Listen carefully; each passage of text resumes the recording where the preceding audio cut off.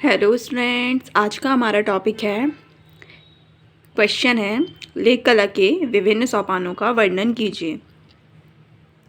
यह BEd first semester के students के लिए इम्पॉर्टेंट टॉपिक है। यह CC4 language across the curriculum part first के स्टूडेंट्स के लिए इम्पॉर्टेंट टॉपिक है। तो वीडियो को बिना स्किप किए लास्ट तक वीडियो पर बने रहिएगा। तो इसका आंसर हम देखते हैं। लेख कला लेखन के प्रमुख सोपान, स्टेप्स ऑफ आर्टिकल राइटिंग, जो आज का हमारा हेडिंग है। छात्राध्यापकों को लेख कला लेखन का विकास करने के लिए कुछ महत्वपूर्ण चरणों का अनुकरण करना चाहिए जो निम्नलिखित है। जिसमें फर्स्ट पॉइंट है प्रारंभिक अवस्था में लेखों को उचित प्रकार से पढ़ना। प्रारंभिक अवस्था में लेखों को अच्छी प्रकार से कई बार पढ़ना अत्यंत आवश्यक होता है। इस कार्य के लिए छात्रों को व्यक्तिगत रूप से भी निर्देश दिए जा सकते हैं। किसी लेख को कई बार पढ़ने से उसका प्रकरण, विषय वस्तु, पहचान, विचार, उदाहरण आदि की जानकारी हो जाती है। लेखों में सरगर्भिता अधिक पाई जाती है और शब्दों का बहुत संतुलन तथा उपयुक्त प्रयोग किया जाना चाहिए। कुछ शब्द अत्यंत क्लिष्ट भी होते हैं। ऐसे शब्दों को पहचानना भी आवश्यक होता है। अतः प्रारंभिक अवस्था में लेखों को कई बार उचित प्रकार से पढ़ना आवश्यक होता है। सेकेंड हेडिंग है हमारी लेख की संरचना या विश्लेषण करना। इसके अंतर्गत यह देखा जाता है कि लेख का प्रस्तुतिकरण कैसा है, यह किन विचारों को पोषित कर रहा है, इसका आकार कितना बड़ा है तथा किस बात पर ध्यान केंद्रित कर रहा है। यह सामाजिक विचारों पर आधारित है या राजनीतिक विचारों पर अथवा सामाजिक कुरीतियों पर ध्यान केंद्रित करने का प्रयास कर रहा है या नवीन प्रौद्योगिकी की ओर अथवा देश के आर्थिक विकास की ओर या हमारी सांस्कृतिक परंपराओं की ओर। लेख का आकार क्या है, इसमें कितने प्रश्न हैं जिनका समाधान ढूंढना है, किन किन विचारों पर अधिक जोर दिया जा रहा है और इनके मुख्य थीम क्या है। इन सभी बातों का विश्लेषण करके ही लेख की संरचना और को ज्ञात किया जा सकता है। थर्ड हमारी हेडिंग है उपशीर्षक को पहचानना। लेखक की संरचना के पश्चात अब उपशीर्षक को पहचानने की बारी आती है।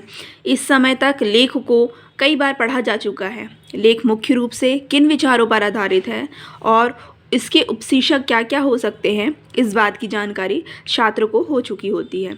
लेख में कई विचार होते हैं, उनसे ही उपशीर्षक निकाल जा सकते हैं।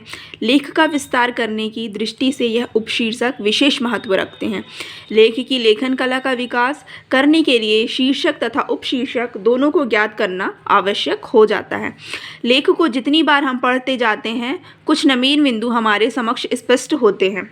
उन्हीं नवीन बिंदुओं में आगामी प्रश्नों को हल छिपे होते हैं। फोर्थ हमारा हेडिंग है कुंजी शब्द। कुंजी शब्द एक प्रकार के संकेत शब्द होते हैं जिनसे प्रश्नों के समाधान के विषय में कुछ संकेत प्राप्त हो जाते हैं। अधिकांश लेखों में संकेत शब्दों के माध्यम से प्रश्नों का समाधान प्राप्त हो जाते हैं। कई बार ये शब्द अर्थ से सुमेलित होते हैं और कई बार तथ्यात्मक होते हैं। लेख को पढ़ने से कुंजी शब्दों की पहचान हो जाती है और इन शब्दों के आधार पर अर्थ को सरलता से निकाला जा सकता है। कुंजी शब्दों की पहचान के लिए छात्रों को लेख कई बार पढ़ने के लिए देना चाहिए। धीरे धीरे छात्र इन सांकेतिक कुंजी शब्दों को पहचानने लगते हैं। अभ्यास की इसमें महत्वपूर्ण भूमिका होती है। लेखों को लिखते समय तथा पढ़ते समय अभ्यास के द्वारा इन शब्दों की निरंतर छात्रों द्वारा पहचान की जा सकती है। फिफ्थ हमारी हेडिंग है विचारों की क्रमबद्धता।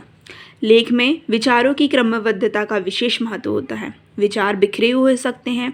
लेख लिखते समय उन अव्यवस्थित विचारों को क्रमबद्ध तरीके से व्यवस्थित करना पड़ता है। प्रकरण चाहे कोई भी हो, लेख विचारों को नियोजित किए बिना नहीं लिखा जा सकता है। विचारों को नियोजित करने के लिए सभी विचारों को प्रश्नों के अनुसार क्रमबद्ध किया जाता है और इस क्रमबद्धता में इस बात का ध्यान रखा जाता है कि कहीं ऐसे प्रतीत न हो कि विचार अधूरा है, अर्थात सभी महत्वपूर्ण बात कम शब्दों में प्रयोग में लाना आवश्यक है। सिक्स्थ हमारी हेडिंग है मूर्त विस्तार का उपयोग। लेख लिखने का अभ्यास करते समय इन बात को ध्यान में रखना आवश्यक है कि लेख तभी सरगर्भित होते हैं जब वे तथ्यात्मक होते हैं। अतः उनको लिखते समय ठोस तत्वों से पूर्ण विस्तृत सामग्री का उपयोग करना चाहिए, जिससे लेख ज्ञान प्राप्त करने के साथ साथ चिंतन और मनन के लिए बाध्य करे। लेख जानकारी प्रदान करने के स्रोत होने चाहिए। तथ्य के आधार पर दी गई जानकारी छात्रों के ज्ञान में भी वृद्धि करती है और लेखन को भी उच्च स्तरीय बना देती है तथा वास्तविक और भरोसेमंद साधनों में एकत्रित होने चाहिए। 7th हमारी हेडिंग है उदाहरणों के प्रकार।